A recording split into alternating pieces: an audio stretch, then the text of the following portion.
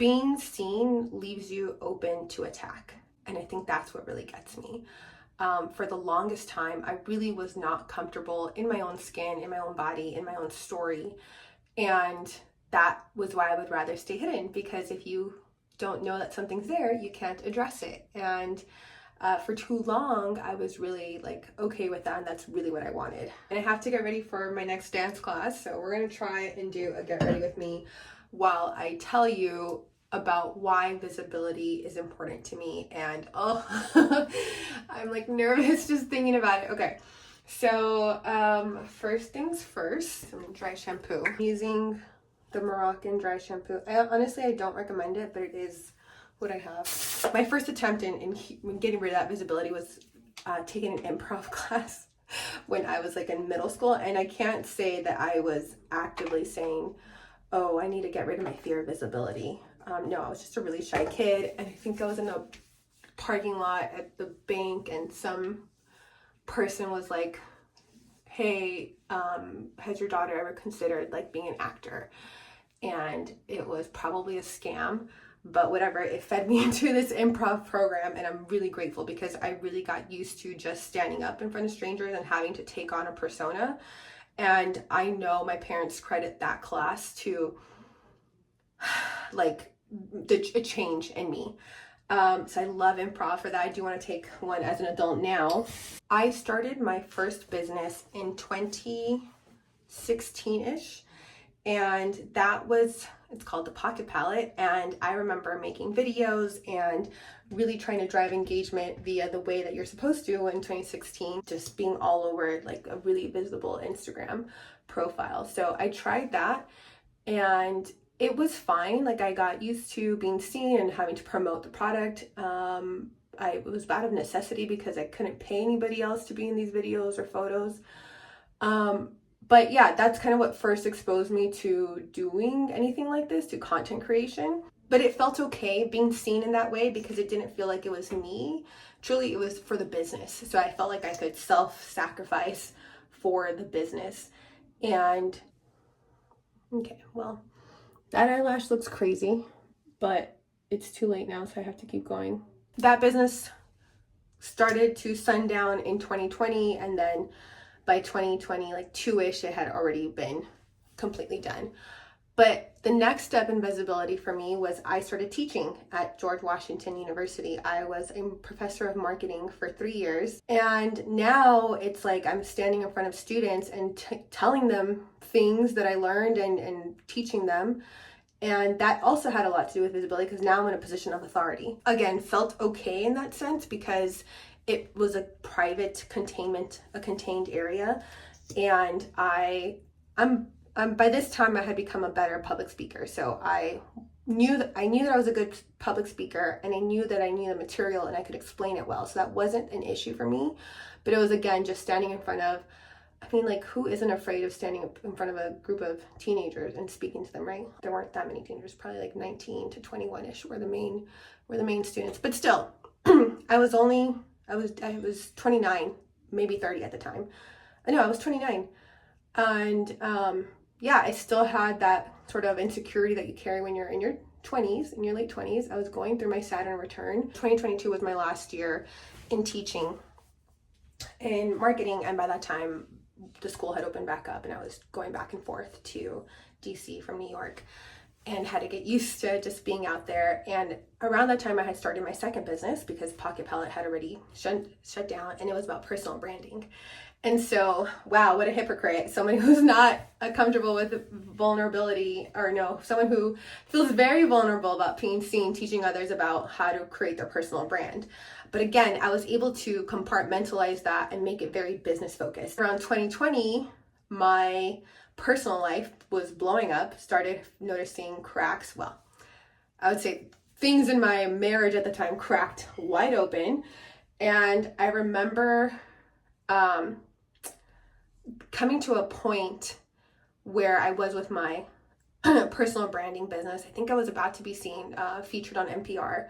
I had already recorded it or something like that, and I was getting to different publications and being known for this now personal branding work, and I was creating videos and I was doing like the little dances that you do. Oh my god, it's so cringe. But yeah, I started to do that, and I was like, okay, this is the way that I'm going to become visible and famous and rich and all of the things that are coming up for me that I would like to do.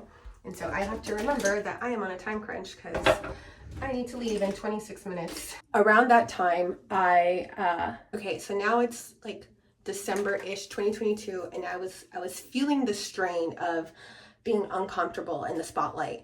And at the time I had really long hair. My hair is long now, but it was like down to my butt at some point, almost. And I had realized that I was using my hair to hide behind. And I was like, cool, if I'm hiding behind my hair, you don't have to see me as a person, you can just see the hair. And that's easier for me because that's like the thing that I want you to see. So my brain was like, if you are having trouble being seen and if having the hair is what's the problem, then let's just get rid of the hair. So I went on camera and like chopped off my hair and posted it on the internet, and I wasn't crying. And so I said, I literally have had a problem with visibility, and this is my attempt at getting rid of hiding behind my hair. And it went viral for me. I had a couple thousand views, and I was like, again, sick to my stomach, like, oh my god, what's gonna happen here? And nothing bad happened. Lo and behold, I did get some negative comments. There was one that I remember sticks out because I remember saying something like, oh, for the past 10 years I've been hiding behind my long hair. And some comment was like, well, you could have just been going to the gym for 10 years and then you wouldn't be so afraid to be seen. So that was a fun comment. I was a short hair girl for all of 2023, and in that beginning of the year is really when my life blew up. I found out that my husband was cheating on me. Well, again, I should say.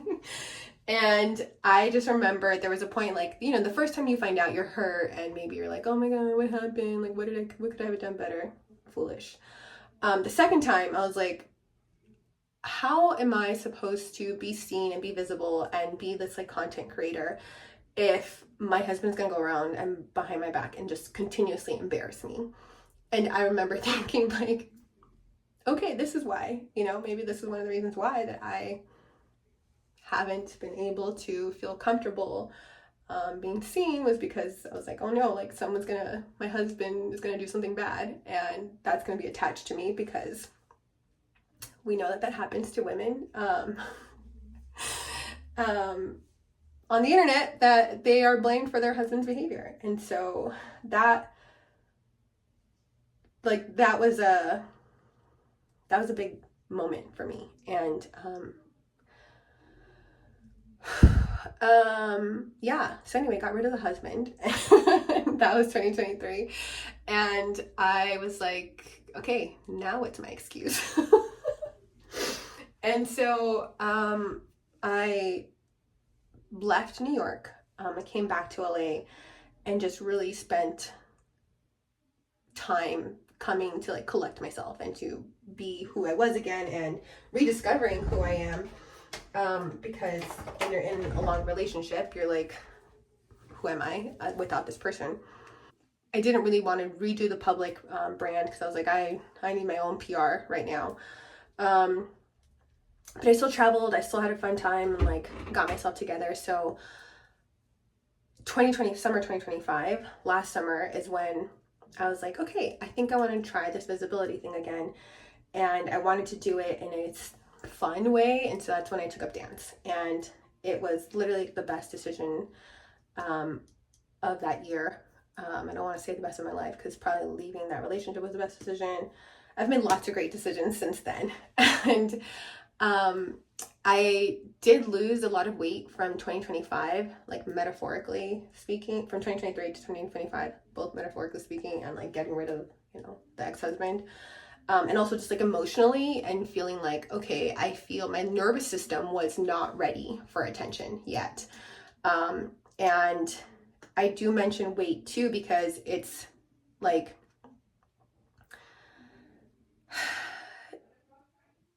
you know, I'm a millennial. I grew up in the early 2000s, and I've had a lot of body dysmorphia, and like, again, that comes back to like, don't look at me, you don't have to see all of me. And I similar to the hair, was using my weight as my armor. Like I have this outside of me, like you don't have to actually see the real me, and I wanted to protect myself. And again, I'm like realizing now through therapy and watching all the podcasts and things, like it was a trauma response to pack on that much weight because I was like truly unhappy on the inside. And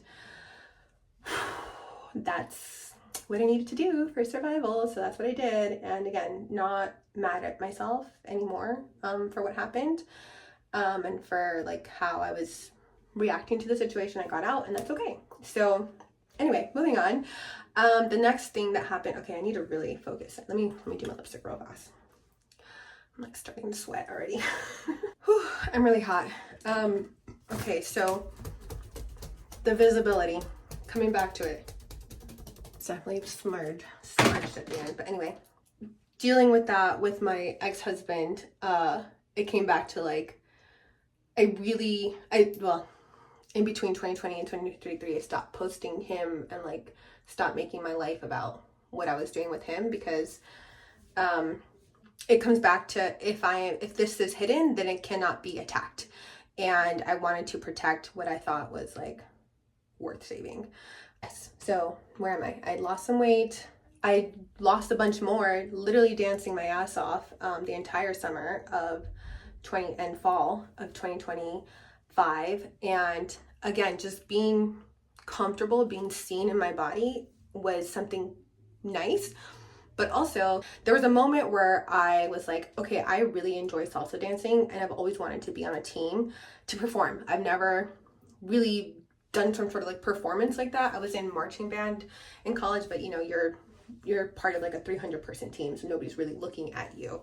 And so one of my goals that year was like, okay, I just want to get maybe I should take a dance class, maybe I should join a team. And so I managed to do both, and I've got lots of really great compliments because like dance is so joyful for me that it just shows on my face. And I'm like, you can just see that I'm like happy, even though I'm ouch, I'm got a random pain. Even though I was like messing up or stepping on toes, I was just like having a good time. And that's what all the strangers would tell me, like, oh my God, you're so much fun to dance with. And like, I wasn't even doing anything that advanced. I was just like smiling and having a good time and like making eye contact, and that was really fun. And then somatically, you know, they say that trauma is released is stored in the hips, so I was like moving that a lot and then untraumatizing my body.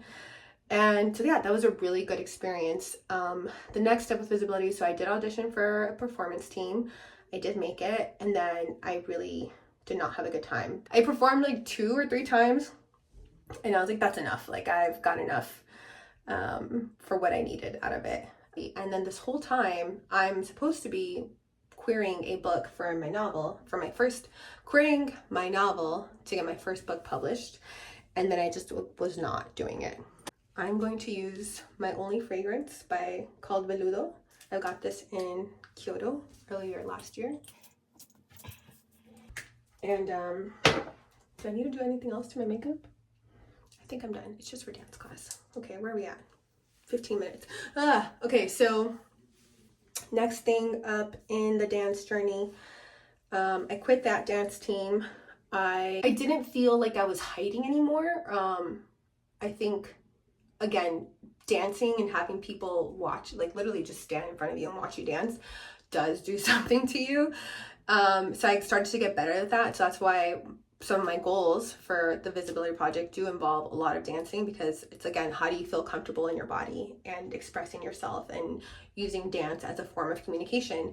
Okay, so something I forgot to mention was that when I got home in 2023, came back to California, I knew I wanted to share in a public way about my divorce, but I wanted to express it creatively. I didn't just want to be like I got divorced and this is what happened to me and I'm so sad. And so I wrote a poem, and I published the poem on Instagram, and it was like 5.5 minutes long and got several thousand views. And it was a poem thanking the women in my life who helped me through that divorce. And again, like sharing something that like is so personal and having other women resonate with it and having people cheer for me, again, was just like another step in my visibility journey. In using my own voice and sharing about my experience in a very raw way, I allowed other women to process their own grief and to share their own vulnerabilities with me. And I think it was like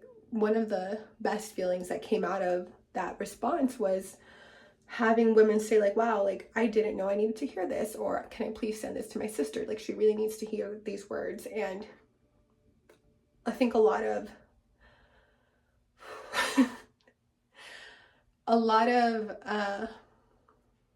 things benefit from women being silent. And if I can do a very small part in helping other women being comfortable with being seen and being seen in the spotlight and sharing their own stories and sharing their own voice, then I think that will be worth it.